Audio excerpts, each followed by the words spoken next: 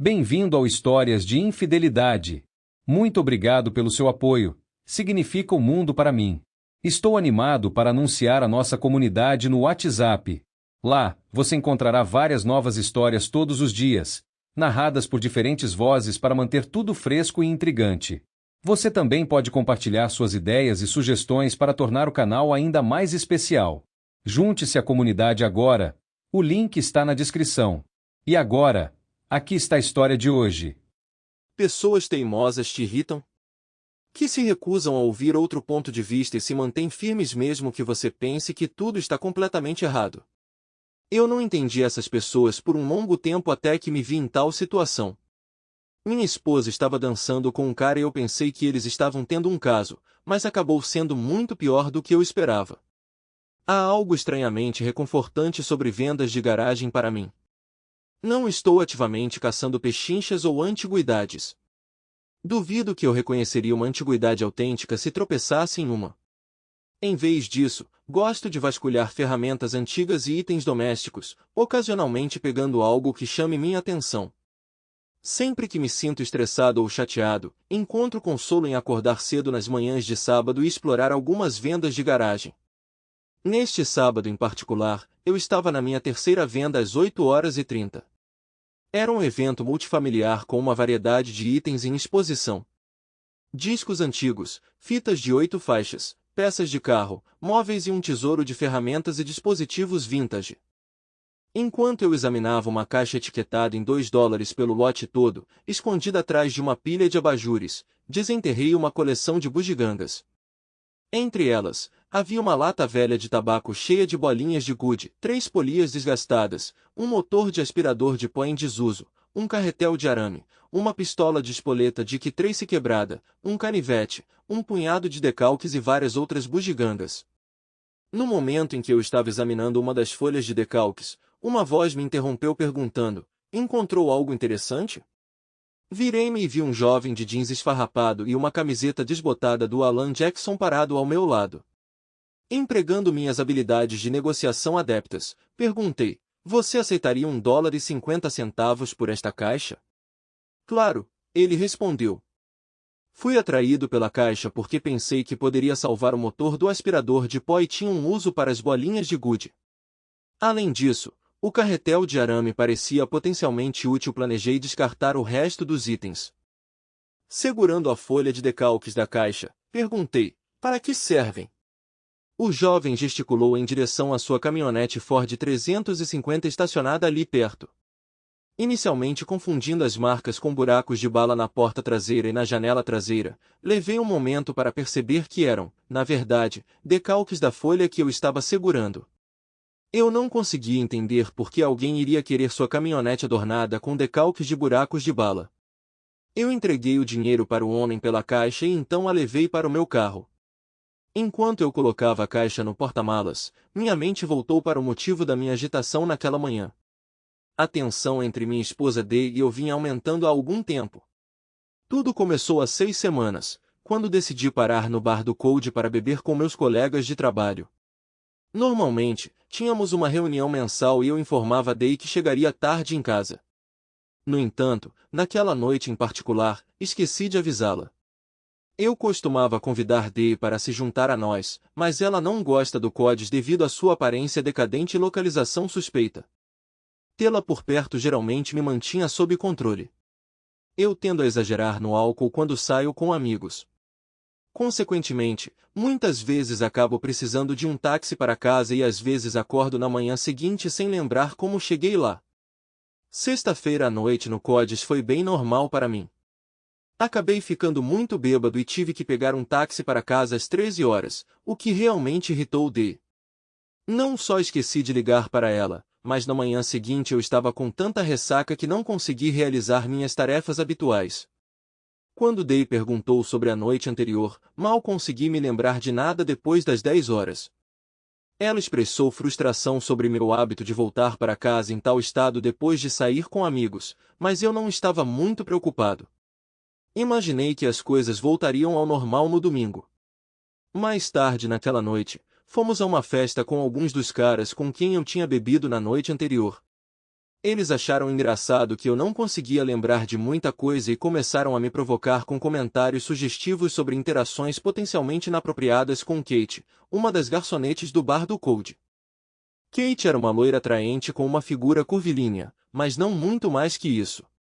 Independentemente do meu estado de embriaguez, eu sabia que nunca faria avanços em direção a ela. Kate era visualmente atraente, mas não me cativou de nenhuma outra forma. Além disso, meu amor por Day era forte demais para que eu colocasse meu casamento em risco por momentos fugazes de intimidade proibida. Apesar de não me lembrar de muita coisa, eu tinha certeza de que não me envolveria no que eles insinuavam, então ignorei suas piadas tolas com risadas. O problema surgiu porque Day não as percebia como piadas. Nenhum dos homens ousou me confrontar na presença de Day, mas ela ouviu alguns comentários. Jack Stone alegou que me viu acompanhar o barman ao banheiro por volta da meia-noite e ficamos lá por pelo menos 20 minutos. Day pensou nisso por alguns dias antes de me confrontar. Ela me acusou diretamente de ser íntimo de Kate. Nenhuma explicação conseguiu mudar sua crença. Pedi para Jack Stone ligar para Day para esclarecer que era tudo brincadeira, mas ela continuou sem se convencer. Mesmo minha admissão de não me lembrar muito daquela noite não ajudou em minha defesa. Resolvi esperar até que Day se acalmasse antes de discutir isso mais a fundo. Eu estava confiante de que ela acabaria percebendo que Jack e os outros estavam apenas me provocando. Infelizmente, ela nunca se acalmou. Como compradora de uma rede de lojas de artigos esportivos, frequentemente recebo vários equipamentos esportivos para amostragem. Aparentemente, esses itens são fornecidos para me ajudar a tomar decisões de compra. Minha garagem geralmente guarda vários tacos de beisebol, luvas, conjuntos de tacos de golfe e roupas esportivas. Embora haja muito para eu utilizar pessoalmente, evito vendê-los, pois seria antiético lucrar com esses presentes. Consequentemente, quando minha garagem fica cheia, normalmente dou muitos dos equipamentos para escolas ou faculdades locais, trazendo alegria aos destinatários e me mantendo longe de problemas. Durante o jantar, uma noite, Day começou a conversar comigo sobre uma de suas colegas de trabalho. Fiquei aliviado por ela estar falando de algo diferente da minha suposta infidelidade, então escutei atentamente. Minha colega Sharon mencionou que seu filho quer entrar para o time de golfe da escola, mas não tem seu próprio conjunto de tacos. Sendo uma mãe solteira, Sharon não pode comprar um conjunto decente para ele, Day explicou. Eles consideraram nossa loja? Eu sugeri. Nós oferecemos uma variedade de equipamentos de segunda mão, talvez eles pudessem encontrar algo adequado. Ela mencionou que não tiveram sorte com o orçamento. Qual é o orçamento deles? $200. Vai ser difícil encontrar algo nessa faixa de preço, comentei. Eu estava pensando, você não poderia vender um dos da sua garagem para eles? Você geralmente os dá de presente. Eu deveria ter previsto isso. Day nunca entendeu minha relutância em vender os itens fornecidos pelos meus fornecedores. Eu considerei antiético aceitar esses bens apenas para me virar e lucrar com eles, por isso optei consistentemente por doá-los para escolas. No entanto, Day apresentou uma oportunidade de consertar nosso relacionamento, então eu a agarrei. Não posso vender os tacos para ela, mas permitirei que você os presenteie a ela sob o pretexto de uma doação de caridade. Apenas garanta que sua amiga entenda que ela nunca deve revelar a fonte dos clubes. Day se levantou da cadeira, deu um beijo na minha bochecha e simplesmente disse obrigada, querida, antes de sair da sala. Mais tarde, aventurei-me até a garagem para avaliar meu inventário. Eu possuía 5 conjuntos de tacos calavas já reservados para o treinador de golfe da faculdade local. O único conjunto restante era um conjunto completo de tacos feitos sob medida, acompanhados por uma bolsa de edição especial imitando o equipamento da equipe da American Ryder Cup avaliado em mais de $1.500. Parecia extravagante para o destinatário, mas era a minha única opção. Pensei em adiar o presente por uma semana para obter um conjunto alternativo, mas, no fim das contas, decidi não fazê-lo. Como não tinha uso pessoal para eles, resolvi guardá-los na garagem, eventualmente, doá-los para uma escola. Assim, concordei em deixar Day passar os tacos para o filho de sua amiga.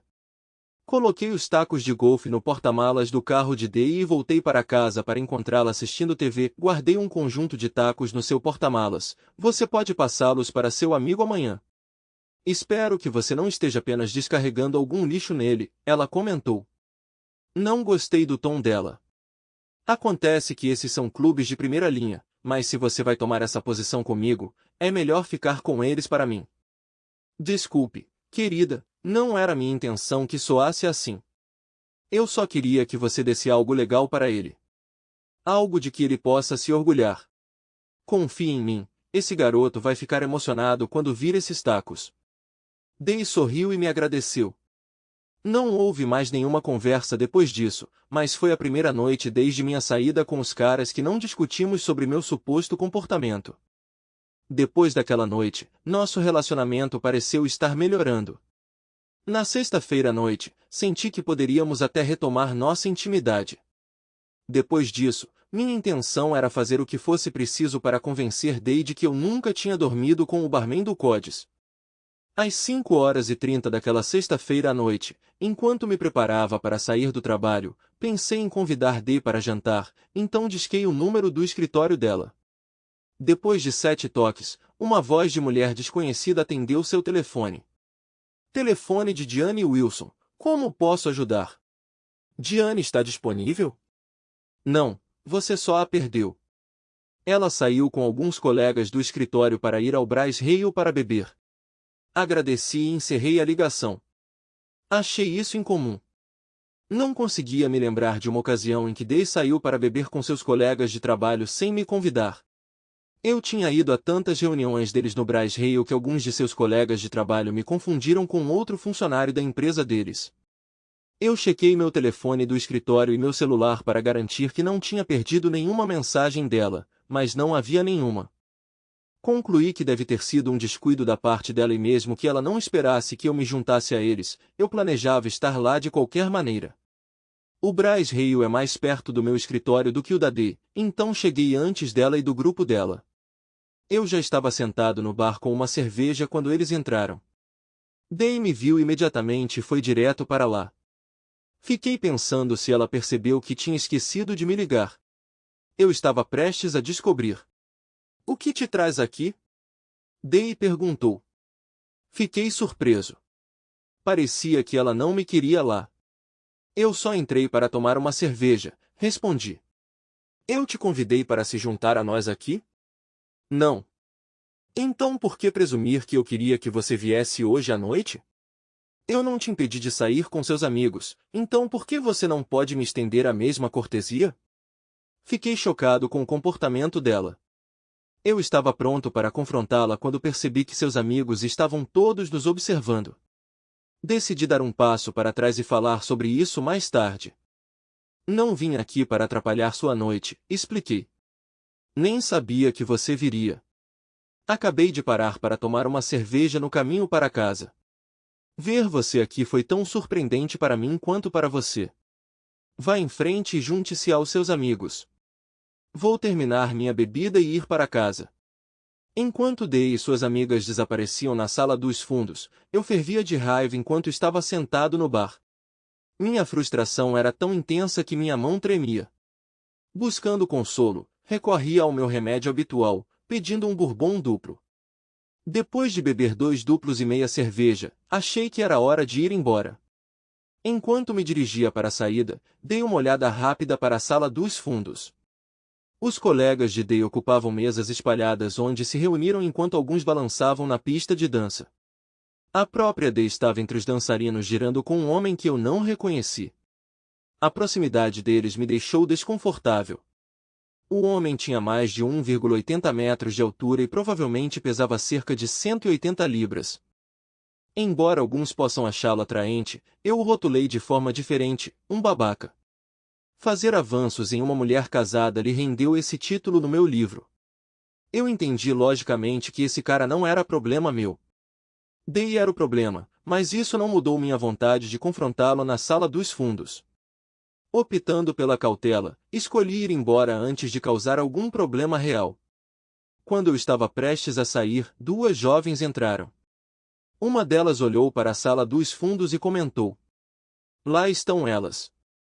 Como não reconheci nenhum deles, presumi que fossem novos funcionários. Eu os interceptei antes que pudessem entrar na sala dos fundos. Você conhece as pessoas lá dentro? Eu perguntei. Ambas as garotas confirmaram que sim. O cara alto na pista de dança. O nome dele é Gary Benson? Eu perguntei. Não, o nome dele é Calvedvort. Uma das garotas respondeu. Ainda bem que chequei antes de entrar e me envergonhar. Comentei. Obrigado. Dei um passo para o lado para deixar as meninas passarem e então saí pela porta. Naquela noite, Day voltou para casa por volta das 23 horas surpreendentemente composta, apesar de sua ausência prolongada. Embora eu estivesse tentado a confrontá-la sobre seu comportamento no bar, decidi esperar até que ambos estivéssemos completamente sóbrios. Enquanto Day parecia sóbria, eu certamente não estava. Embora eu tenha deixado uma cerveja meio vazia na grade de latão, minha noite estava longe de acabar. Eu me entreguei a mais 3 cervejas e uma generosa dose de uísque quando cheguei em casa. Na manhã seguinte, dormi até quase 10. Ao entrar na cozinha, descobri que a cafeteira estava vazia. Quando comecei a preparar uma nova cafeteira, Day entrou já de banho tomado e vestida para sair. Por que você não fez café? Perguntei. Eu fiz, mas como você ainda estava dormindo, eu só fiz o suficiente para mim. Ela respondeu. Sentindo a tensão, optei por evitar o confronto. Estou fazendo uma panela agora. Você gostaria de um pouco? Não, eu tenho que ir, preciso trabalhar em uma apresentação para a semana que vem. Vou ficar fora a maior parte do dia e vou comprar mantimentos no caminho de volta. O que você quer para o jantar? Que tal frango? Day riu. Eu não estou no menu. Escolha outra coisa. Tudo bem, galinha.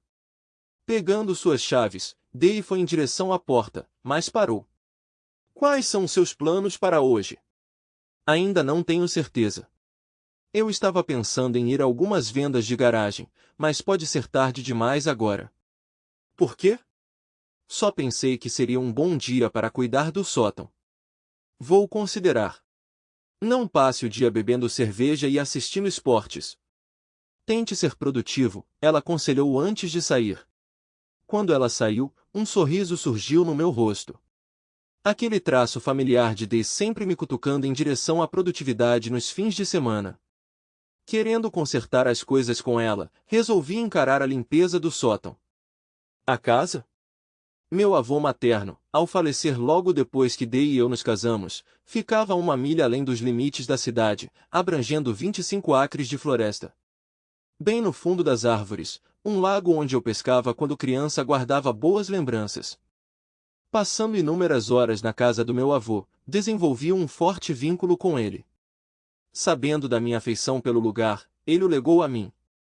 Embora ele mantivesse a casa meticulosamente e cuidasse dos reparos obedientemente, meu avô tinha uma propensão para acumular coisas, evidente no sótão desorganizado, cheio de caixas das quais ele não conseguia se desfazer.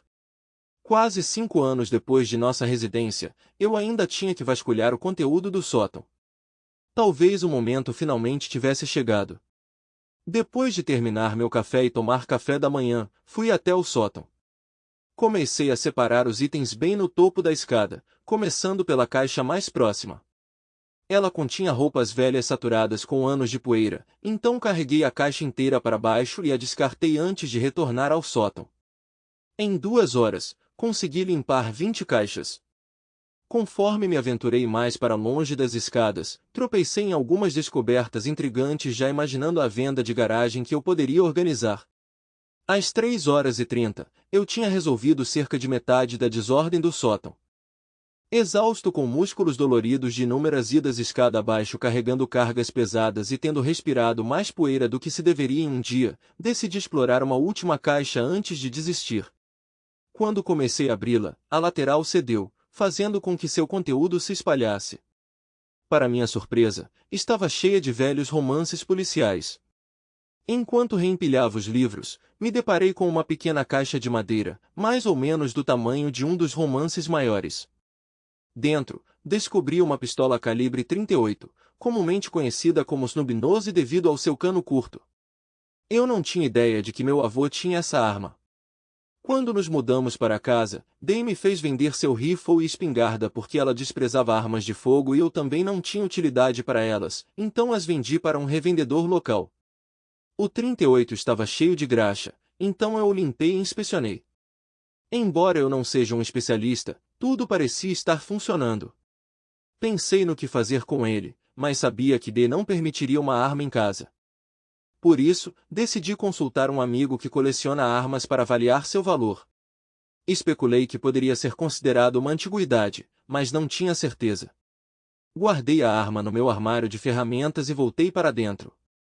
Depois de terminar minhas tarefas do dia, decidi pegar uma cerveja, mas não encontrei nenhuma disponível. Determinado a corrigir a situação, peguei minhas chaves e fui até a cidade para comprar algumas. No entanto, no caminho, pensamentos de uma arma passaram pela minha mente, o que me levou a fazer um desvio para uma loja de artigos esportivos do outro lado da cidade. Lá, perguntei a Albanister, o gerente do departamento, sobre munição calibre 38. Desculpe, não temos armas de fogo ou suas munições aqui, ele respondeu. Não se preocupe, eu me deparei com o antigo 38 do meu avô e queria verificar se ele ainda funciona, expliquei. Se é tudo o que você precisa, eu posso ajudar, ofereceu. Eu tenho um 38 no meu carro, podemos sair e eu posso lhe fornecer algumas rodadas para teste. Al me entregou 6 cartuchos de uma caixa escondida sob o assento do carro. Expressei minha gratidão, mas fiz uma nota mental para permanecer cauteloso perto dele. Enquanto voltava pela cidade, notei o prédio do escritório de Dei. Eram 4h30 da tarde e o carro dela não estava no estacionamento. Presumindo que ela provavelmente estava no mercado, decidi economizar uma viagem e pedi para ela pegar uma cerveja. Liguei para o celular dela. E aí, John? Você poderia pegar uma cerveja enquanto estiver fora? Vou adicionar à minha lista e levar para casa, mas não vou terminar aqui por pelo menos mais 1 hora. Então, se não puder esperar, você terá que ir sozinho. Ainda no trabalho, hein? Sim, preciso voltar ao trabalho. Vejo você quando chegar em casa. Dei uma volta repentina, contornando o quarteirão para passar pelo prédio do escritório de Dei mais uma vez. O único veículo no estacionamento deles pertencia à empresa de segurança encarregada de proteger a propriedade. Isso acrescentou uma nova complicação. Dei tinha acabado de me enganar sobre seu paradeiro.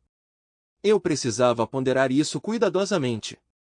Agora eu precisava mesmo fazer uma parada para tomar uma cerveja. Quando terminei minha 4ª cerveja, eu tinha juntado as peças da situação. Dei estava tendo um caso. Eu não sabia a identidade do amante dela, mas meu principal suspeito era Cal Wentworth. Eu não tinha evidências concretas confiando somente na mentira que ela havia contado sobre estar em seu escritório e tê-la testemunhado dançando com Wentworth na noite anterior. Dei finalmente voltou para casa às 6h30 daquela noite e imediatamente começou a preparar o jantar. Apesar da minha raiva fervente, me abstive de confrontá-la imediatamente sobre sua infidelidade. Em vez disso, resolvi manter a compostura até que pudesse comprovar minhas suspeitas. Para ajudar a acalmar minhas emoções, servi-me de uma generosa porção de uísque e bebi em 2 grandes goles. Quando o uísque começou a fazer efeito em minha mente, entrei na cozinha tentando ter uma conversa casual com minha esposa. Ei, você teve um bom dia? Eu perguntei. Bem, essa tentativa de manter as coisas leves foi pela janela. O que você acabou de me dizer? Eu perguntei se você teve um bom dia. Eu só queria ter certeza de que está tudo bem e se não estiver, talvez eu possa ajudar tornando o jantar um pouco mais especial. O que você está insinuando? Só estou dizendo que você não estava onde disse que estava hoje. Olhei para o estacionamento do escritório quando liguei para você e seu carro não estava lá, apesar de você alegar que ainda estava trabalhando.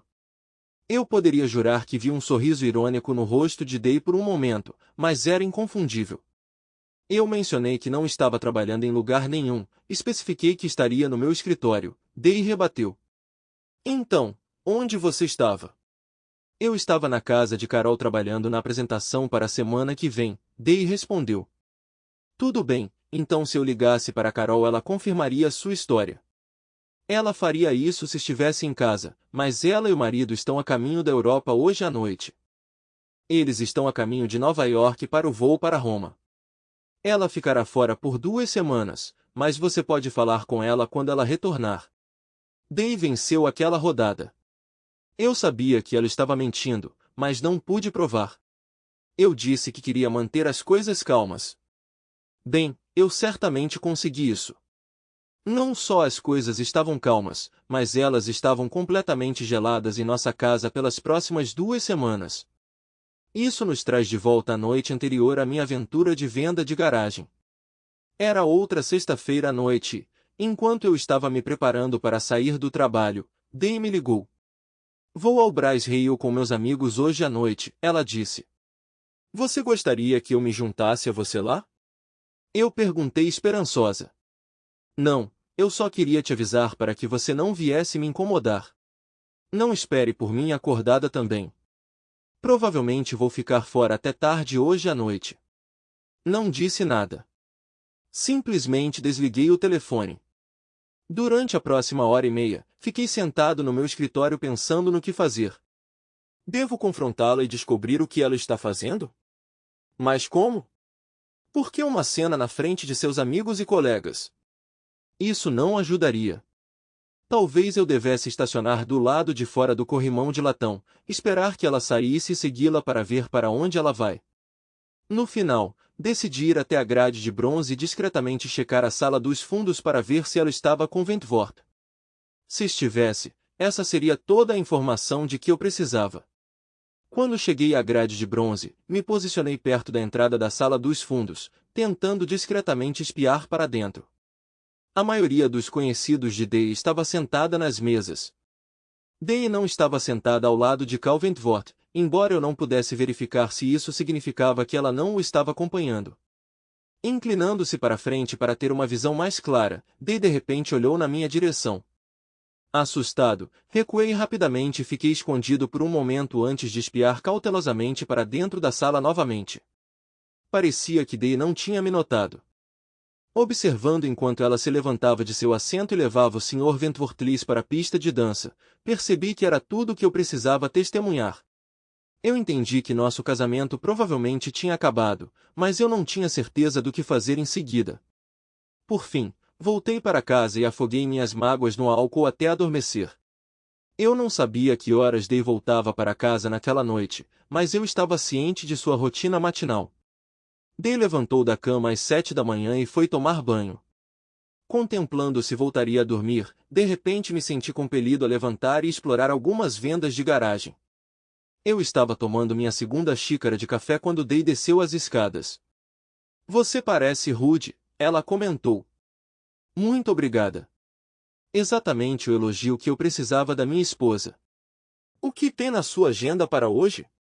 Ela perguntou em um tom quase amável. Eu estava pensando em dar uma olhada em algumas vendas de garagem. Vendas de garagem de novo? Sério? Por favor, não traga mais coisas que não precisamos para casa. Day riu. Eu me perguntei se Day estava tentando se aproximar de mim de repente.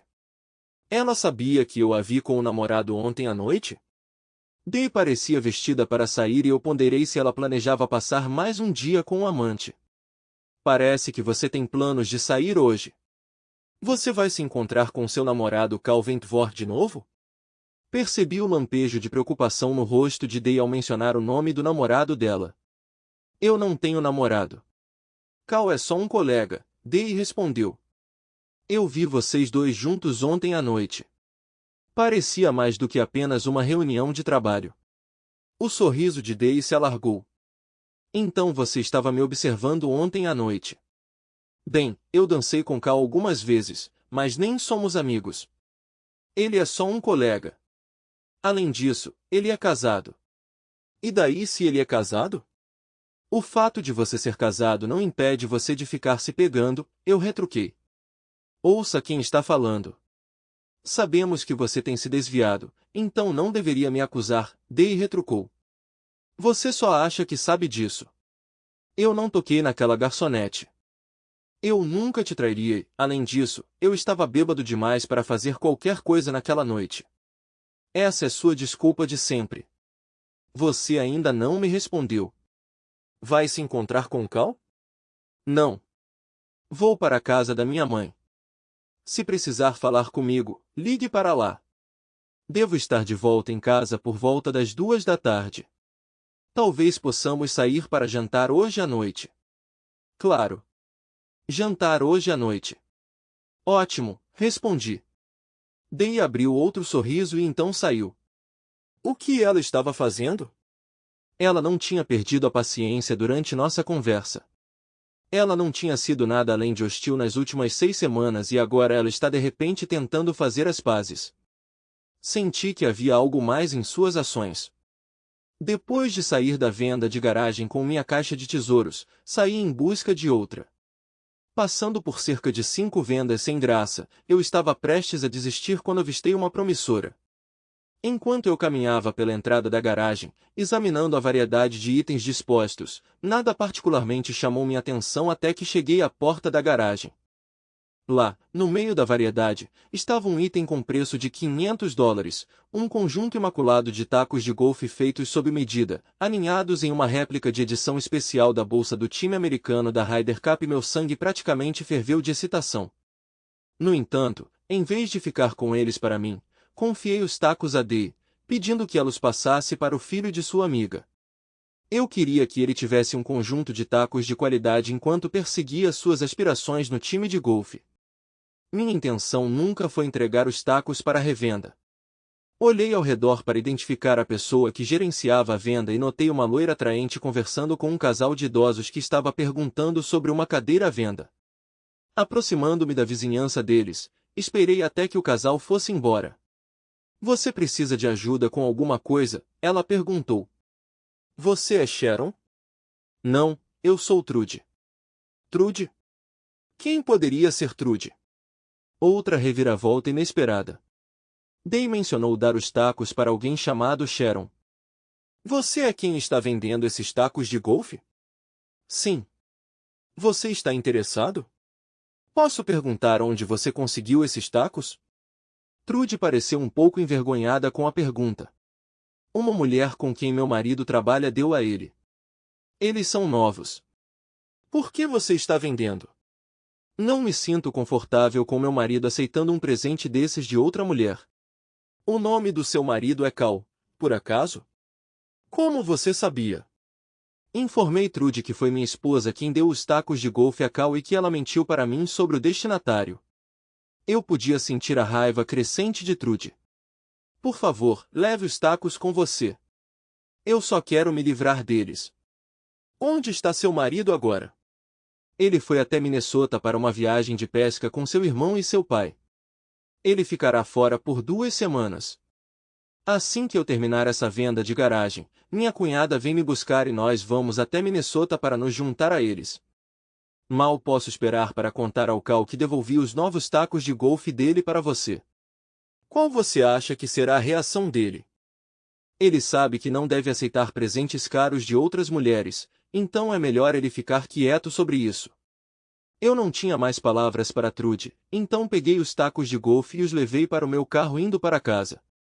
Tirar aqueles tacos do namorado dela foi a gota d'água. Ela me tratou como um pária nas últimas 6 semanas. Ela me acusou de infidelidade enquanto continuava com aquele cara inútil do Wentworth. E então ela manipula minha generosidade para me fazer dar ao amante dela um conjunto caro de tacos de golfe. Quando entrei em casa, eu estava furioso. Naquela manhã, eu já tinha decidido que iria me divorciar de Dee, mas descobrir sobre os tacos de golfe selou o acordo de vingança. Eram 11h30, o que me dava cerca de 2h30 para elaborar um plano. Peguei minha garrafa de uísque e sentei-me à mesa da cozinha para planejar minha vingança. Depois de 2 doses duplas, pude sentir o uísque começando a clarear minha mente. Eu ainda não tinha um plano completo, mas as ideias estavam começando a se formar. A primeira coisa que fiz foi pegar meus tacos de golfe do carro e trazê-los para dentro. Colocando-os em destaque na cozinha, antecipei a reação de Dee quando ela descobrisse que eu sabia a verdade sobre eles.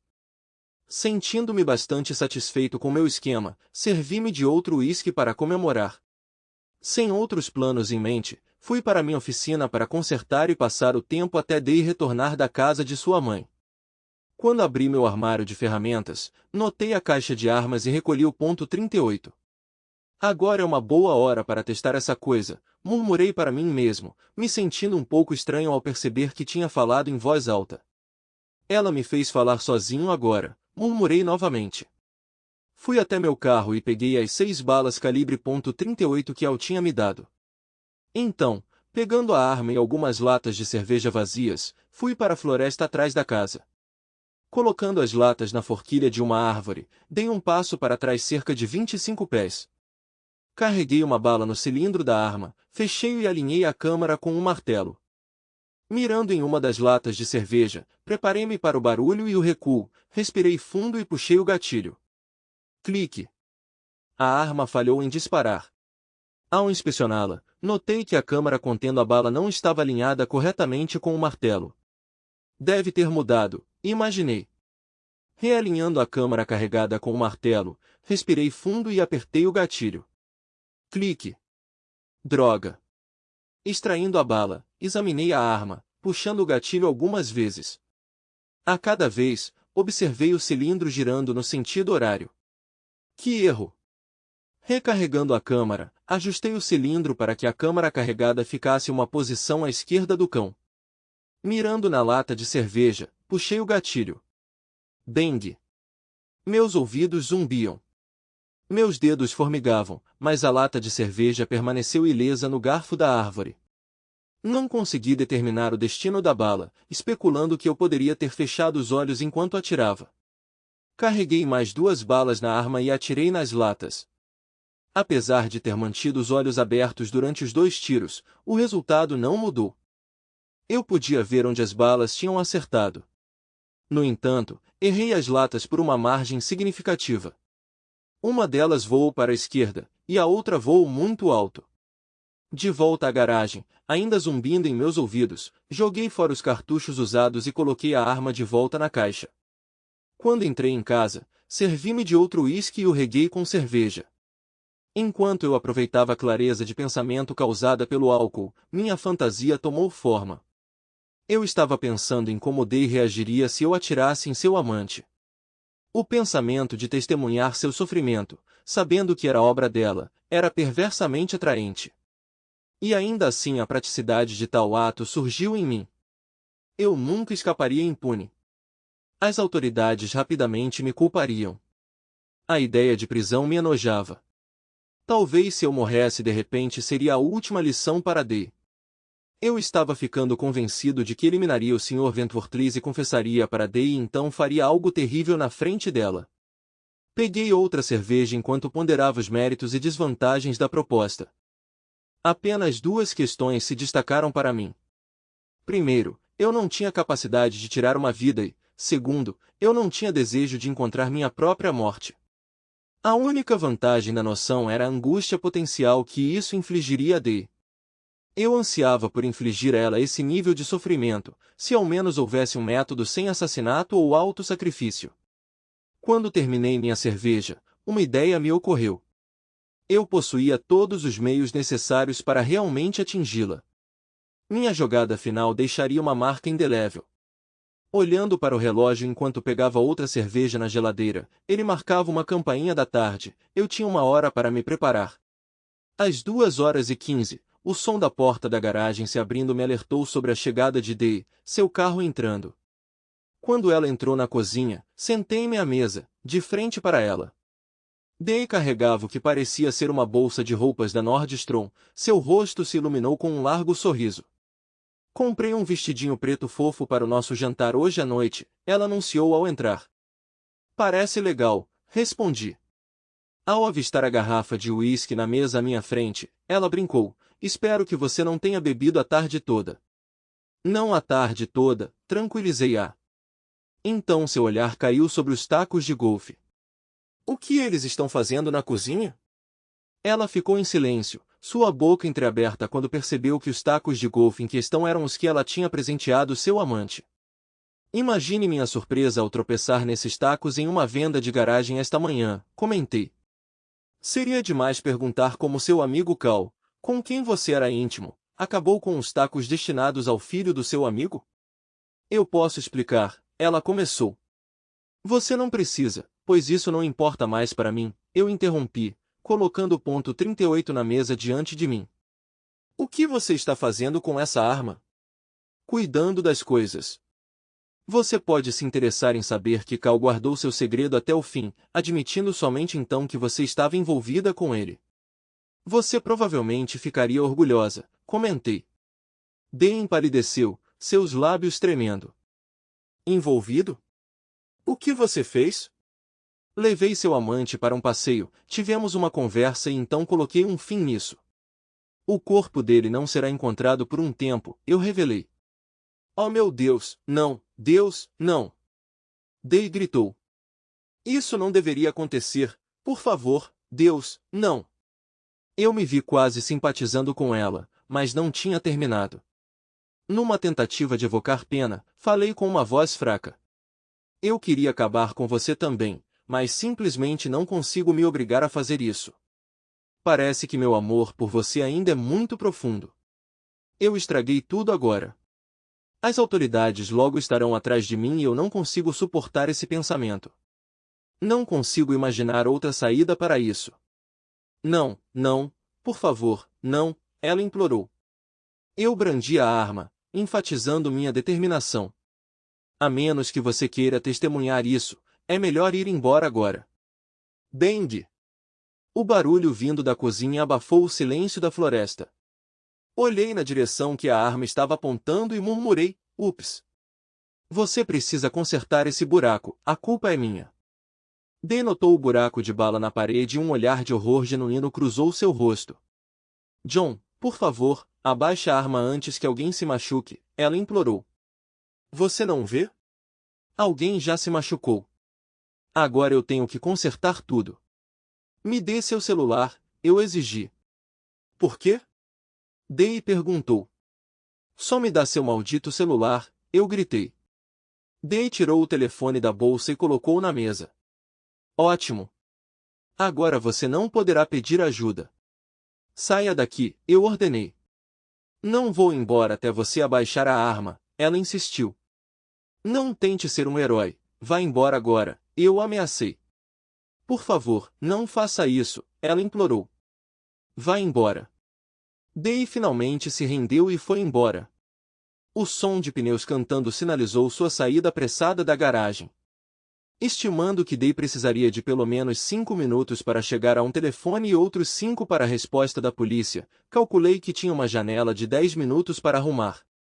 Primeiro, arejei a cozinha abrindo as janelas para dissipar o cheiro persistente de pólvora queimada.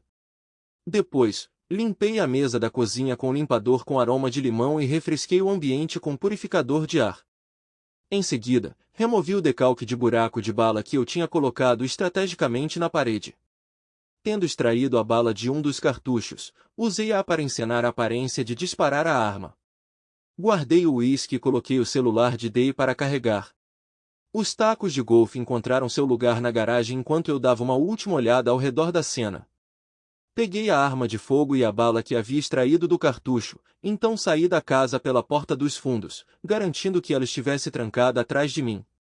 Atravessando a mata, descartei a arma, a bala, o invólucro usado e os 2 cartuchos restantes no lago.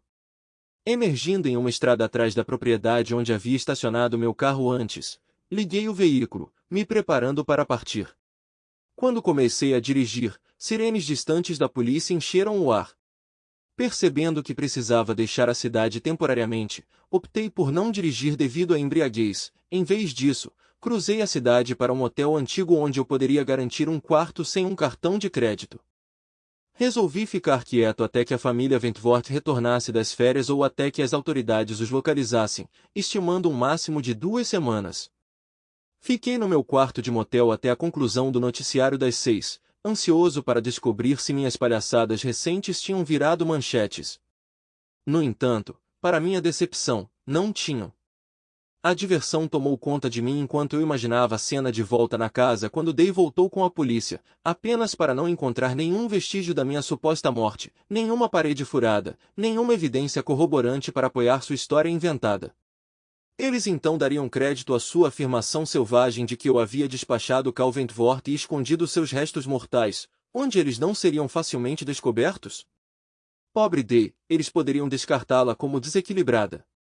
Talvez em sua busca infrutífera por mim, eles entretivessem a noção de que ela mesma havia se livrado de mim. Com essas reflexões alegres, caminhei os 5 quarteirões até a taverna de Cold. Eram um pouco mais de 7 quando me acomodei e pedi uma cerveja. O estabelecimento estava começando a encher, o que exigiu uma breve espera antes que Cold pudesse entregar minha bebida. Durante esse interlúdio, observei Kate atendendo a uma mesa do outro lado da sala. Rapidamente, a ideia de fazer uma proposta a ela passou pela minha cabeça, mas eu prontamente descartei. Passar uma noite na companhia de alguém com a perspicácia intelectual de um gnomo de jardim não me atraía. Mais tarde, enquanto eu tomava uma cerveja e assistia a um jogo de beisebol na TV, senti o toque de pequenas mãos em meus ombros. Virando a cabeça, descobri Kate dando um beijo na minha bochecha. Para que isso? Perguntei. Estou feliz em ver você. Já faz 6 semanas.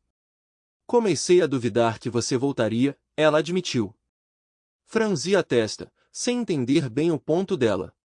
Termina o trabalho às 9 da noite, dessa vez podemos voltar para minha casa e nos divertir um pouco na minha cama. Foi divertido da última vez, mas não estou ansiosa para fazer isso no banheiro feminino, ela sugeriu. Oh meu Deus, pensei. Na verdade, eu estava no banheiro com ela naquela noite. Day sabia a verdade e eu continuei negando porque não conseguia lembrar. Não é de se espantar que ela tenha buscado conforto em Wentworth. Ela provavelmente está cansada de mim. Então me lembrei do sorriso dela quando chegou em casa e mencionou que tinha comprado um vestido preto para o nosso jantar. Ela estava tentando estabelecer um relacionamento entre nós. Percebi que tinha perdido essa chance. O que fiz com ela não pode ser desfeito. Agora eu tinha que decidir o que fazer com Kate. Olhei para a cerveja na mesa diante de mim e finalmente ganhei alguma clareza. Percebi que o maior problema no meu casamento não era a Day. Eu estava identificando a causa raiz do problema. Era hora de tomar medidas para melhorar minha vida o máximo possível. Puxei Kate para o lado e confessei a verdade a ela. Admiti que estava tão embriagado na noite em que estivemos juntos no banheiro feminino que não conseguia me lembrar. Expliquei a ela que isso poderia ter comprometido meu casamento e que eu não tinha certeza do que fazer em seguida. A bondosa Kate, conhecida por seus profundos insights, respondeu: não precisamos voltar para minha casa. Podemos nos encontrar no banheiro feminino novamente, se você quiser. Obrigado pela oferta, Kate, mas acredito que é melhor eu ir embora, respondi. Enquanto caminhava em direção ao meu motel, a aproximadamente 2 quarteirões de distância, de repente ouvi uma voz atrás de mim. Simultaneamente, senti uma sensação de arrepio no lado esquerdo da minha cabeça. Não haja como um tolo, companheiro. Entregue sua carteira, a voz exigiu. A arma estava firmemente pressionada contra minha cabeça, causando desconforto suficiente para que eu tivesse que inclinar minha cabeça para a direita para aliviar um pouco da pressão. De repente, tive uma sensação de dor intensa, como se minha cabeça tivesse explodido, e então tudo ficou preto. Acordei com uma luz branca ofuscante, questionando momentaneamente se eu tinha morrido. No entanto, a dor latejante na minha cabeça me garantiu o contrário. Tentando me mover, percebi que minhas mãos não respondiam. Passos ecoaram no quarto, seguidos por uma voz abafada declarando: ele acordou. Em instantes, parecia que havia 3 figuras me cercando. Incapaz de discernir rostos, percebi que minha visão estava obscurecida por gaze. Sou o Dr. Richardson. Como você se sente? Uma voz perguntou. Não tenho certeza. O que aconteceu comigo e onde estou? Eu perguntei. Você está no Memorial Hospital se recuperando de um ferimento de bala na cabeça, um médico explicou. Quem atirou em mim? Eu pressionei. Você não se lembra? Uma voz diferente entrou na conversa. Eu me lembro de alguém apontando uma arma para minha cabeça, mas não consigo identificá-lo, eu admiti. Absolutamente nenhuma lembrança. A voz persistiu. Tenho certeza. O que está acontecendo? Eu exigi. Nós o encontramos em um beco, com uma arma de fogo na mão. Você não se lembra de mirar em si mesmo? Do que diabos você está falando? Eu não atirei em mim mesmo. Um cara estava me roubando. Ele colocou a arma na minha cabeça e exigiu minha carteira. Essa é a última coisa que eu lembro. Você não estava carregando uma carteira quando foi descoberto, a voz declarou. Obviamente não. A pessoa que atirou em mim pegou minha carteira, retruquei, minha paciência diminuindo. Senhor Wilson, a voz continuou. Sou o detetive Monroe, e preciso lhe fazer mais algumas perguntas, se não se importar. Prossiga. Parece que você vai perguntar a eles independentemente do meu consentimento, respondi, a irritação se instalando. Você informou sua esposa que pretendia cometer suicídio hoje? Droga. O quê? Ponderei a gravidade da situação. Eu não disse explicitamente que estava planejando me matar. Então o que exatamente você disse à sua esposa? Não consigo lembrar da frase exata, respondi, tentando minimizar qualquer falsidade. Senhor Wilson, você acha que o que você disse à sua esposa pode ter dado a ela a impressão de que você estava pensando em suicídio? Não havia como evitar essa situação por meio de engano. Suponho que ela poderia ter formado essa impressão. Você não acha notavelmente coincidente que, depois de informar sua esposa sobre sua intenção de cometer suicídio, você é encontrado caído em um beco com um tiro na cabeça e uma arma na mão? É exatamente isso que parece ser uma coincidência. Fui assaltado. O perpetrador orquestrou para parecer suicídio para que ninguém suspeitasse de desativar meus cartões de crédito. Algum canalha por aí está estourando o limite dos meus cartões de crédito. Senhor Wilson, onde está Cal Wentworth? Wentworth, ele está em uma viagem de pesca em Minnesota. E como você sabe disso? A esposa dele me informou. Vou verificar isso e retornar, disse o detetive Monroe antes de sair. Depois que o detetive saiu, o Dr. Richardson ficou para conversar comigo. Senhor Wilson, seus ferimentos não são tão graves quanto pareciam inicialmente. Parece que você moveu a cabeça assim que a arma disparou, impedindo que a bala penetrasse seu crânio. Em vez disso, ela raspou a carne na lateral da sua cabeça, deixando-o inconsciente. Por que não consigo mover minhas mãos? Como suspeitamos de uma tentativa de suicídio, tivemos que usar contenções de pulso para evitar a automutilação. O médico então me aconselhou a descansar e disse que voltaria mais tarde para remover o curativo para que eu pudesse enxergar. Na manhã seguinte, presumivelmente segunda-feira, o detetive Monroe voltou para me visitar. Localizarmos o Sr. Wentworth e sua família em Minnesota, como você mencionou. Então por que você confessou à sua esposa que o matou?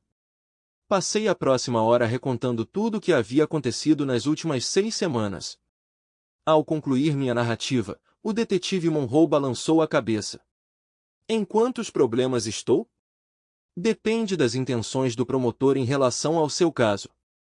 Você violou algumas leis, mas nenhuma delas é muito séria.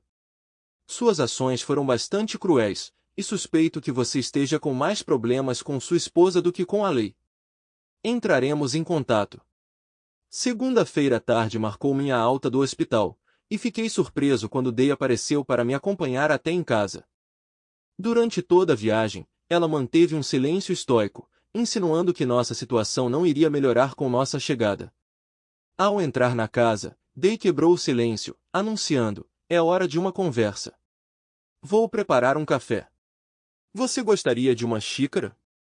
Embora tentada a pedir um uísque, me contentei com um café.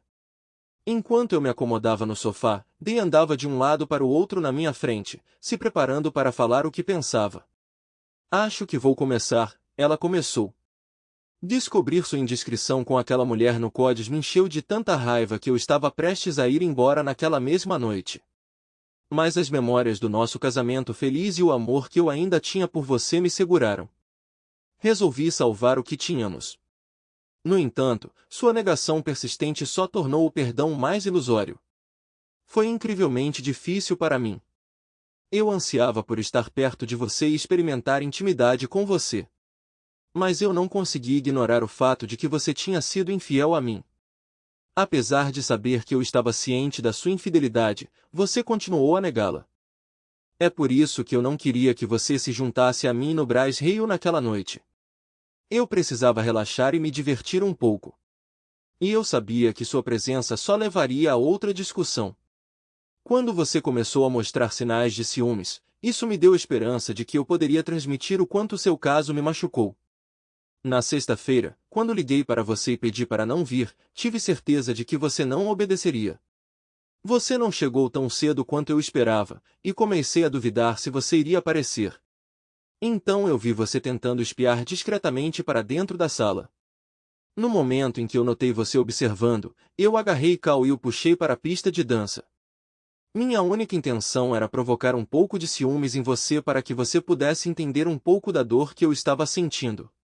E os tacos de golfe? Você me enganou e os deu a ele, eu disse. Isso foi um erro da minha parte. Um dia no trabalho, Cal me perguntou se eu poderia encontrar um bom negócio para ele em um conjunto de tacos de golfe, mencionando que ele não queria gastar muito. Sabendo que você provavelmente recusaria se eu mencionasse que era para ele, inventei uma história sobre Sharon querer os tacos para seu filho. Percebo agora que não deveria ter feito isso, mas pensei que não havia mal nenhum em tentar ajudar Cal a economizar dinheiro. Você está ciente de que decidiu não vender os tacos, mas dá-los a ele. Bem, não diretamente para Cal, mas você entende. Então você simplesmente colocou os tacos no meu carro. Eu não os vi até que Cal veio buscá-los e fiquei surpreso com o quão chiques eles pareciam, sem saber do seu valor. Comecei a suspeitar que algo estava errado quando Cal reagiu com puta merda ao vê-los. No dia seguinte, Cal me informou que sua esposa estava chateada por receber um presente tão caro. Foi quando percebi que tinha realmente bagunçado as coisas. Depois da sexta-feira à noite, cheguei a um ponto de ruptura. A discórdia entre nós me doía, ver sua tristeza me machucava, e minhas próprias emoções eram insuportáveis. Portanto, resolvi consertar as coisas no sábado. Fui às compras com minha mãe e comprei um vestido provocante para a noite. Minha intenção era que jantássemos fora, discutíssemos nossos problemas, e esperançosamente, nos reconciliássemos intimamente mais tarde. Devo confessar que fiz algumas escolhas tolas nas últimas semanas, mas nunca tive um caso com Cal Ventvorth ou qualquer outra pessoa. Embora minhas ações possam ter sido equivocadas, nunca tive a intenção de infligir a mesma dor em você que você me causou. Eu acreditava que nada poderia me machucar tanto quanto sua traição com aquela mulher, mas suas ações no sábado estavam além do perdão. Quando ela terminou, lágrimas estavam caindo em cascata pelo seu rosto. Dessentou-se, pegou um lenço para secar os olhos, então olhou para mim, silenciosamente sinalizando que era minha vez de falar. Eu me esforcei para descobrir por onde começar, contemplando como narrar minha história para parecer menos idiota. No entanto, quanto mais eu refletia sobre minhas ações, mais eu reconhecia minhas próprias falhas, decidi contra qualquer manipulação. Nas últimas 6 semanas, eu vi você como a personificação do mal. Somente nos últimos 3 dias percebi que o verdadeiro vilão era eu. Você estava certo. Eu dormi com a garçonete do Codes. Minha negação não foi uma tentativa de enganar você. Eu realmente não me lembrava. Só no sábado à noite é que descobri que realmente estive com ela no banheiro. Meu consumo excessivo de bebida frequentemente leva a lapsos de memória. Quando amigos mencionam passar tempo com ela, eu descarto, pensando que eles estão brincando devido à minha lembrança confusa. Nunca imaginei que te trairia em nenhuma circunstância. Agora nós dois sabemos melhor. A noite de sábado trouxe outra revelação. Tenho um sério problema com bebida. Não estou usando isso como desculpa. Preciso reconhecer completamente a dor que causei a você. Embora minha bebida tenha desempenhado um papel significativo em minhas ações tolas, eu deveria ter pensado melhor. Você não deveria ter tentado me deixar com ciúmes e não deveria ter mentido sobre os tacos de golfe, mas eu entendo e posso te perdoar. Eu reconheço que o que eu fiz com você no sábado foi terrível e você pode nunca ser capaz de me perdoar. Agora é minha vez de agir. Você pode querer saber que decidi entrar em reabilitação para minha bebida. O Dr. Richardson me conectou a um centro de reabilitação de abuso de álcool e drogas de boa reputação. É um programa de 8 semanas que começa no próximo domingo. Durante esse tempo, você pode pensar no que quer fazer. Se quiser salvar nosso casamento, estou comprometido a fazer o que for preciso, mas se você decidir ir embora, não vou contestar. Por enquanto, vou dormir no quarto de hóspedes. Esperei para ver se Day tinha algo a dizer, mas ela permaneceu em silêncio, com lágrimas escorrendo pelo rosto. Incapaz de suportar vê-la chorar por mais tempo, subi as escadas e levei meus pertences para o quarto de hóspedes. Na semana seguinte, preparei-me para minha temporada de reabilitação e mantive distância de Day. Ela não fez nenhum esforço para se envolver comigo e, na manhã de domingo, eu estava convencido de que nosso casamento havia acabado. As 2 semanas iniciais de reabilitação provaram ser incrivelmente desafiadoras. Eu nunca me identifiquei como um alcoólatra, apenas reconhecendo que eu tendia a exagerar sempre que bebia. Ingenuamente, eu presumi que a reabilitação seria moleza, simplesmente me ensinando a moderar meu consumo de álcool. No entanto, dentro dessas 2 primeiras semanas, o menor estresse desencadeou desejos intensos por uma bebida. Levou todos aqueles 14 dias para eu aceitar a realidade. Eu estava de fato lutando contra o alcoolismo. A percepção foi profundamente perturbadora. Eu não podia confiar apenas em administrar meus hábitos de beber. Eu tinha que me abster completamente. As semanas seguintes, particularmente a terceira e a quarta, apresentaram seu próprio conjunto de dificuldades. Minha determinação vacilou durante esse período. Enquanto eu compreendia meu problema e os passos necessários para superá-lo, dúvidas surgiram. Perder Day foi um golpe significativo, me deixando questionando o que mais eu tinha. Como eu poderia lidar sem Day se eu não pudesse usar algumas bebidas para anestesiar a dor? Durante minha 4ª semana, tomei a decisão de partir. Day não tinha dito uma palavra para mim desde que voltei do hospital, e eu estava tomado pelo desânimo. Eu questionei o propósito de manter a sobriedade se Day não estivesse ao meu lado. Com minha determinação vacilante, eu silenciosamente saí do meu quarto uma noite e me aventurei na floresta para evitar ser detectado.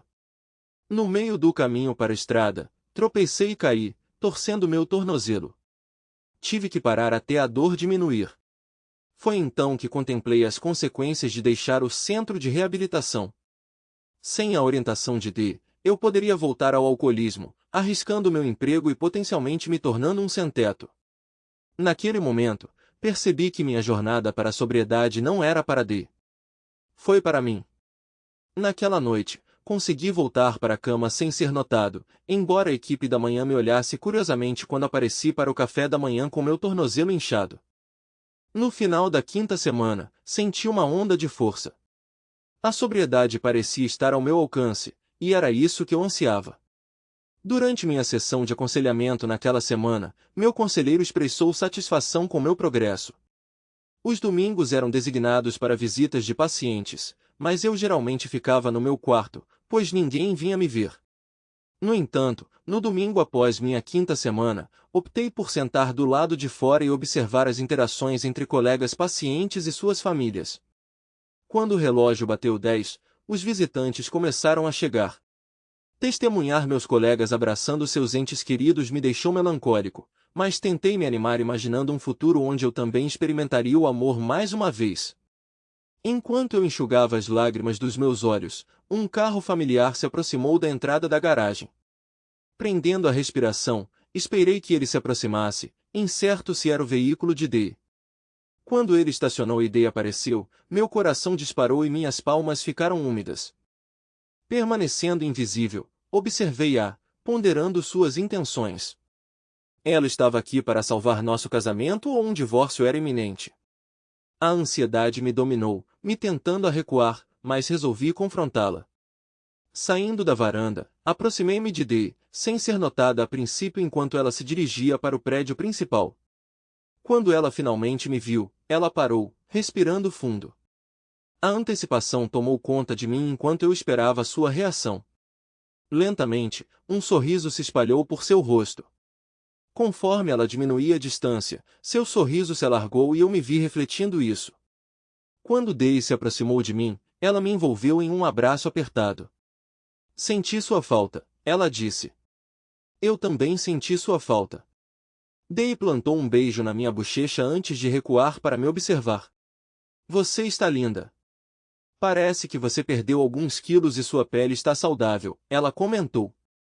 O que você esperava? Não tenho certeza. Acho que pensei que você teria olheiras e uma expressão distante. Fiquei preocupado com isso. Peguei a mão de Day enquanto caminhávamos até um banco e nos sentamos. O que fez você decidir finalmente vir me ver? Perguntei. Eu não decidi finalmente, ela respondeu. Eu queria vir durante a primeira semana, mas fui informada que convidados não seriam permitidos até a quinta semana. Eu não sabia disso. Nunca me incomodei em verificar as regras de visitação porque estava convencido de que você nunca viria, admiti.